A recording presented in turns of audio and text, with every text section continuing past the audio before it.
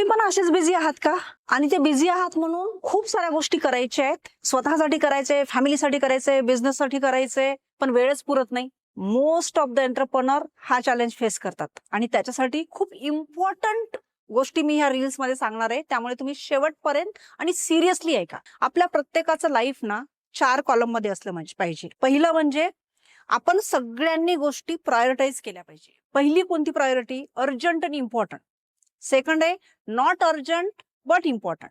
तिसरं आहे urgent but not important. आणि चौथं आहे not urgent and not important. ज्या ज्या लोकांना स्वतःसाठी किंवा बिझनेस करायला पाहिजे तसा वेळ मिळत नाही, ती लोक आपला मॅक्झिमम वेळ लास्ट कॉलमला देतात. आणि लास्ट कॉलम म्हणजे काय?